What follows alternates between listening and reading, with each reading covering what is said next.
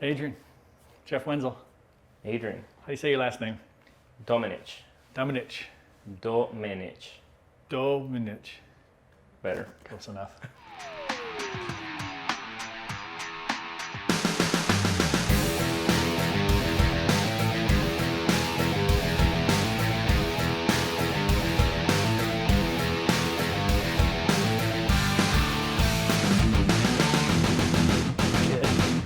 I'm Jeff Wenzel. I thought of the idea of making a film, Swing Bridge Memories. My goal was to capture the memories of some of the locals here of the Swing Bridge, Surf City Swing Bridge, and started on this film back in March of 2018 and interviewed, I think, 15 different people on film. Not all of them made it into the movie, but all were useful and fun. Mm-hmm. And then we met... I want to say this was before December 4th, because that was the Swing Bridge, the opening maybe? The opening ceremony was December 4th? Yes, of the new bridge. Yes, so it was definitely before that. Well before that, yeah. So I want to say October maybe? Yeah. Beginning of October? Yeah. So it's getting colder. I was in Daily Grind coffee shop, getting some coffee, checking inventory, ran into you. We've met before. Do you remember that? I do. Somebody doesn't. I'm the one apparently that doesn't remember it. So tell me how we met, since I don't remember. So I typically go to the festival down in Autumn of Topsail, and I was just checking artwork, and I saw you there. We had a short conversation, and yeah. Was it a pleasant conversation? It was short. You seemed busy. Oh, okay. So I mean, it makes sense that you don't remember my face. I also had like long hair too and stuff. That's probably it. Yeah. So we met once before, and then met again at the Daily Grind, and there, what do you start talking about? So we started talking about how we could work together in projects, and you had mentioned something about your the documentary. And I had never done a documentary. I've never done anything long form. So you work with video then? Yeah. Okay. Yeah. I work with video. And yeah, so you told me about this documentary. I thought it was a great idea to offer my help with it. Okay. And I thought it was a great idea because the editing was going to be the longest and most tedious part, and the part I'm the least familiar with. Got basic skills, but so you're like, hey, I want to help out for free, and I'm like, hey, I want you to help out for free. So it was a partnership made in heaven. And so we started working together on that. Also, some other projects that I have around. I hire you out as a contractor. We did a few commercials, and I think we both would agree that our workflow is it's really seamless. Like it functions. Like we get stuff done. Period. Like that's So I appreciate meeting you, and I appreciate you bringing me into this documentary. I mean, my skill from the start of the documentary, my skill has like risen up exponentially. Okay. Because like you have these interviews here, like there's you need to in post-production you need to organize all those files, and then like I ended up doing like transcription summaries of everything, and watch the interviews like 13 times and stuff. So it was at a point it felt like a bit more than I wanted to shoot. Yeah. But during the summer, like it felt like, the goal is there. So I just it's been an exciting adventure, like to be quite frank, and working on other projects with you has been great. So yeah. So we're behind our timetable than what we anticipated. I was hoping for spring. Yep. Then spring came and gone, beautiful flowers. And the summer came, and here it is, late summer. It's August right now, and we're getting ready we've already had the private screening with the people that were part of it, and those who just helped in support, did help something. Had that private screening last Friday, a week ago, and now we're looking forward to the public world premiere. Yep. Sounds like a big official term, which is going to be September 14th down at the Assembly Building, Missiles and War Museum on Topsail Island. So let's go back to the private screening. So you have watched these interviews over and over again, dissected them, transcribed them, done all this. You've told me this, you feel like you know these people. Oh, of course. Like, I mean, I feel like I sat with Diane, like, for the whole hour and some 15, 20 minutes, you know, like an hour and 20 minutes, about 10 or 13 times, you know, so it's, I feel like I sat down with Faye. I feel like I was right there with Doug. So it feels like they've spoken to me about their life over and over and over. And when I say hi, it's like, hey, do I know you? No, Well, but no, I know but I know you you. really well. Can even talk like you and do your hand motions. That's you know? right, yeah. Love that. Yeah. So, question, not prompted, but so if you had to hang out with one person based upon the interviews, who would be the person you'd like hang out with on a Friday night? You know, Carol Ann Ross seems like my cup of tea because she's like, she's very expressive. She seems like spicier than the rest of them, I would say. I would put like Yogi in second. Okay. I like troublemakers, so I feel, not to say that anybody's a troublemaker, not saying that. So Kind of saying that. Yeah, I think he would say it himself. So, okay, well, good. And then the person that you watched the interviews of that you just grew this fondness for, just Diane Batts, like, Really? hands down, like, she shares, it's just the eloquency of her pauses, and when she talks about her family, and you can see she's in a line of thought, and she remembers something about her brother or something about her father, and she jumps there and then completes her. So it felt very, very real in the case of Diane. Like, it felt like she remembers her childhood very vividly. I think that's the interview that I enjoyed the most. Yeah. From my perspective, all the interviews happened before the new bridge opened, or the swing bridge closed. That happened on the same day, December 4th, 2018, except for Larry Batson and Lacey Atkins. And so those two are unique in that actually happened afterwards. I'm not sure if watching the film you can really tell that too much, other than Larry says he misses hearing the siren, and because he doesn't hear it anymore from his restaurant. That's something that he could hear. But probably Lacey and Larry are one of my favorites, because I didn't know either one of them. And I think maybe I'd seen Larry before. It's Teresa Batts' dad.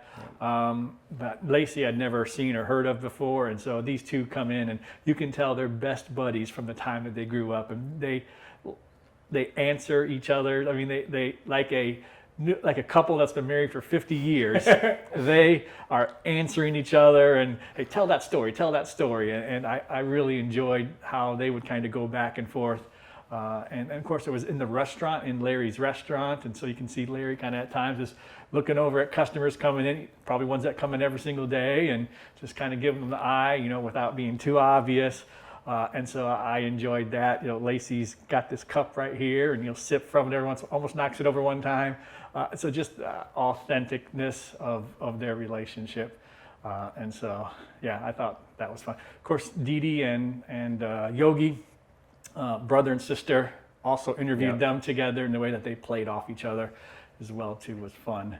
And so, but yeah, so those were some of the more memorable ones for me. Probably just because I didn't know Larry and Lacey too well at all. That was probably neat right there. So going through this project right here, what would you say has been the most rewarding experience? It's been a lot of work. It's been a ton of time. What are some of the top 3 things you're grateful for from completing this project? And we're just about done. We got the public premiere where we're still tweaking the design of the DVD, stuff like that, and got to get that sent off so those can be made. But we're at the finish line. We could trip and fall over and would still finish the race. Yeah, that's so right. what are 3 things that has been rewarding for you from this project? So I would have to say the third one is this whole like watching the whole film, and us going back again and again and kind of seeing the way we crafted the story. It's been rewarding to see that come from something that didn't really make sense at first, and it was because you first have to cut. I mean, we did a few pre-cuts, which were just like, hey, this is more or less what we want. So that process has been very rewarding. The second thing would be my skill, and I would typically say that was the first thing, because I like when something challenges me and I'm able to like accomplish something that I had never like accomplished before. And the first thing would have to be getting to know this island through the eyes of these 15 individuals. That it makes me feel, so I come from Puerto Rico. It's also an island. I exchanged an island for another island. I mean, this is a beautiful place. It's a small town. The South has something very reminiscent of like Puerto Rican hospitality as well. So just getting to sit down and them telling me the stories, I feel like I'm part of the island now. Like I feel like this is home as well. So it's been very rewarding in that aspect. More rewarding than I thought, because I came into this like kind of cut and dry, like we'll work with it, very very technical minded and stuff. But yeah, it's just like those, when somebody's speaking about their father and how they went fishing, like the case with Buddy, and just like how I went out at sea with my dad and we would go to trips. So it's just, I really felt like I connected a lot with everybody's stories. Yeah, that's good. That's good. I learned so much about the island, so much about people, so much about the families, the founding families here of Topsail Island. And of course, all those stories didn't make it into it. We could have a sequel and a triquel and a quadruple or whatever those would be. We could have as many as Star Wars has probably, and still, although the plan is not to do that, it's a lot of work. It would be. But so yeah, we do have a lot of memories that were captured. One thing for me, I wanted to do this film as a gift to the community. I'm a photographer here on Topsail Island, and just the people have been great in supporting my artwork, which supports my family. And so I kept hearing people for the last couple of years saying, I need to buy one of your art pieces of the swing bridge because the bridge is going away. And I would kind of chuckle to myself. First I'd say, of course you need to do that. Then chuckle to myself saying, I plan on selling pieces of pictures of the swing bridge long after it's gone. But I kept hearing that over and over again. And I thought, why? I mean, I know it's iconic, but why? Why this attachment, this sentimental attachment? And I think Peggy Bailey? Peggy Bailey. Maybe? Yep. So I think Peggy Bailey says it well when she says there's a sentimental value to the bridge. And so I said, there's got to be a story there. Everything as a photographer, I'm basically trying to tell stories through my pictures or capture stories. So I was thinking, what is the story behind this sentimental feeling to this bridge? 63 years it served Topsail Island from 1955 to 2018. Why is there such sentimental value placed upon this? And so it really was the memories that people have of Topsail Island, and it's linked in their mind through their senses, through visually. They see the bridge and they know that they've reached the gateway to Topsail Island.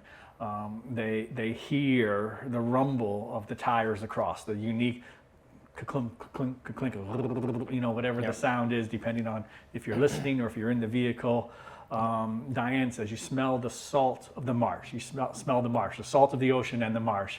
So it's all these senses are tied to good times, good memories on Topsail Island, and the bridge is just the threshold to get onto the island. And so that's what I found through these interviews is why there's that sentimental value to the swing bridge, because it ties them to memories through their senses. Yeah, I would say that as creatives, we're trying to tell stories and to hear everybody repeat over and over, like the metal grating and specifically that. I think I can associate. I've only been here for 5 years, but I think every time we go to the beach or we exit the island, coming back over to our house, it's that metal grating is something that, I mean, and my daughter would probably tell you, like she wake up whenever we go over it.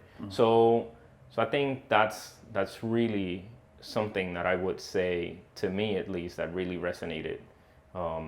That everybody mentioned, everybody. Yeah. What was one of the stories, whether it made the film or not, that really was like wow, didn't know that, or that's really touching, or I'll start. For me, it was Diane Batts when she says the last trip her father made over the swing bridge was in a hearse. Yeah. Wow. Yeah. And I think that's her sharing that with us is one of the reasons that I like her interview so much. It's very genuine, and I would have to say that's probably like the most impactful. It's the last time you went over this bridge, like the last time my dad went over this bridge. It's just there's no words, like, and when you're listening to this interview, it doesn't matter if it's the first time or if it's the 13th time that you're going over the interview, like that just has such an impact. And yeah, I mean, and that's one of the stories that we didn't quite put in there. Yeah, it didn't make the cut. Yeah, but it's the most impactful. Yeah. From every interview. Yeah. We tried to work it in a few different ways and just Yeah. didn't fit. Yeah. So for someone watching this film, we hope they're enjoying it. We hope there's laughter. Should be laughter. Pretty much there's going to be laughter. There might be crying. Some people might get emotional over it. Some people may get upset about certain things that are said, or people's memories of a particular thing that may not jive with theirs. But I think there's a story. Now, I didn't come into this with an agenda. I really had no idea where this film would go, but we did find these common strains and common topics that people seem to talk about.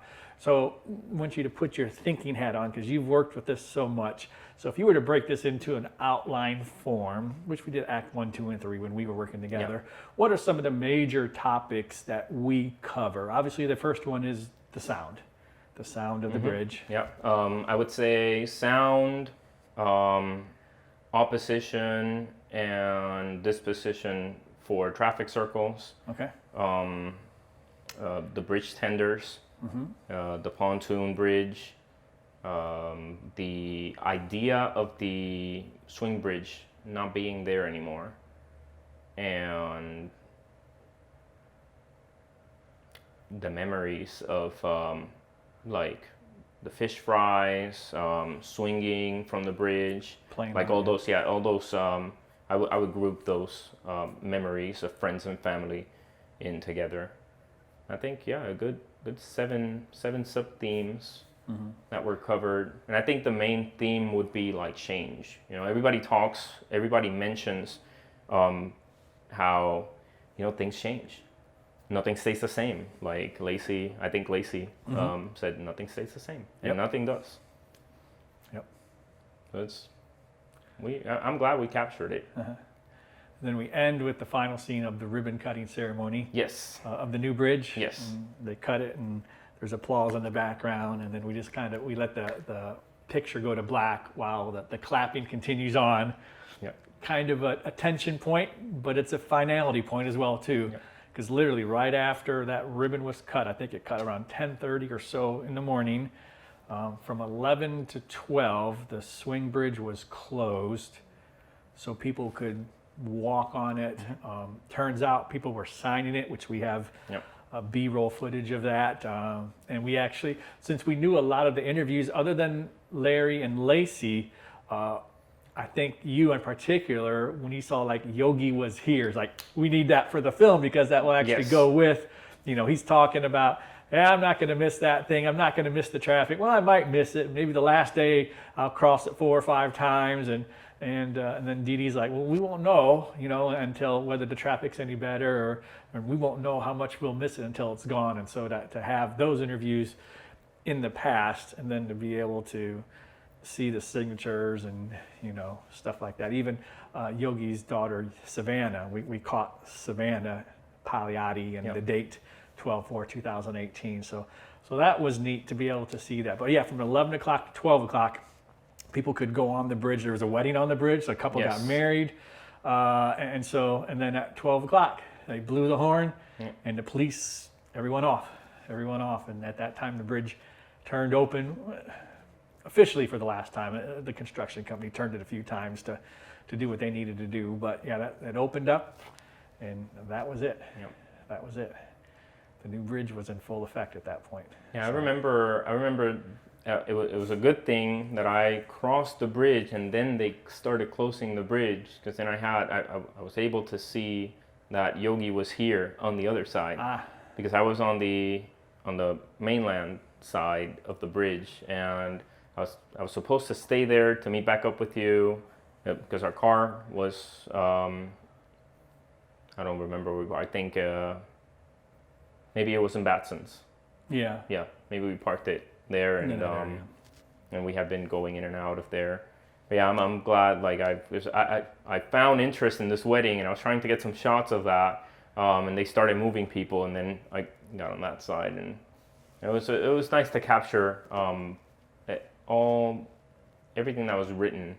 And I probably bet that Yogi was the first one who wrote. And then maybe he brought, I don't know, I feel He like, He brought a 12-pack of Sharpies, didn't he? To start handing them out like cigars, like a proud papa. After seeing these interviews for a while, I think that is a very plausible thing. Yogi's a friend of mine. We've eaten supper together before and stuff like that. And so it's fun to mess with him. We even poke a little fun at him when he introduces himself. Famous surfer, you've probably heard, famous surfer from the 60s, you've probably heard of me. So I was like, put self-ascribed famous surfer, just to mess with him a little bit. He doesn't care. But just a little poking right there. We can do that. I'm the director. I can poke a little bit at my friends. So, but yeah, that was fun.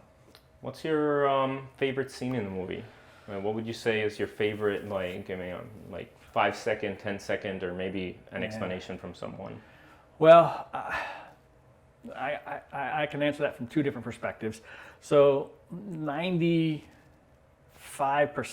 of all the B-roll video and stills are from me. The other 5% probably from you, and then just a couple historical photos that we got from the town of Surf City and stuff like that. So I'm really proud of some of my B-roll shots, specifically some drone shots where I come in and make some turns in the sun, like the very opening shot. Yeah. Very proud of that. Coming in, if this is the bridge right here, I come in right here, then I make a nice, soft, gentle turn. As I'm turning, the sun rises right here, and start getting that lens flare, and yeah, so that's a cool shot. But as far as interviews, we've watched this together, and we have our own little jokes because we find certain things funny just because we've watched it so many times. For instance, just the way that Dee Dee uses her hands about the gates and, talks about, well, the bridge tenders see us, so they're going to close it or all that stuff. And so just her. So we've sat there and just chuckled back and forth and we'll make the motions just as well too, because it's hilarious. It is. So the first time people see that, we're looking at them going, oh, they're going to laugh, but they're not going to laugh because they haven't seen it as many times as we have. And it's not comical as it is for us. So just the way that some people describe things are comical. But if I had to pick one special moment, it'd probably be just some of the ways that Carol Ann Ross uses her knowledge of the English language, some of her descriptive terms like it's like gnawing off my arm. just the word pictures that she's able to do. And of course, you would expect that as a author and someone who teaches creative writing at the college and stuff like that. But just the way that she's able to tell stories, not to degrade other people too, because they can't speak or elaborate like that. But that's probably some of my favorite, just because of just some of her analogies are so rich. Yeah. But yeah, I mean, almost an easier question is Yogi. What's your favorite thing of Yogi? Didi, what's your favorite thing of Didi? Because I could say right off the top of my head what it was for each person. To try to think of the whole film, that's a little bit more difficult. Yeah. So. Yeah, and I would say that in my case, my very favorite scene, and just because I like to juxtapose, and I like this, black and white together, and like very contrasting, it's just that end when Carol Ann Ross is, describing her feelings, and you hear the applause in the back. So that to me is necessary juxtaposition, and I think that's just the best cherry we can put on the end of the film. Again, it's just it feels very poetic, like just to be able to juxtapose like those two situations, somebody mourning for the loss of the bridge, and right next to people celebrating, cutting a ribbon and clapping, signifying the end of the bridge. So you have this like mourn and this celebration happening like very close to each other, and I think there's something very powerful about putting images like that together. If you like these videos, go ahead and hit like the video, hit subscribe, ring that bell so you're notified whenever a new video comes out. And go ahead and comment. Is there any questions that you'd like us to talk about in the comment section? We'd be glad to answer those for you. But thank you for watching this video. I'm Jeff Wenzel, and this is Adrian Domenech. Adrian Domenech. You're getting better at that. Ah, there you go. You need to stop doing that. That's what my wife says.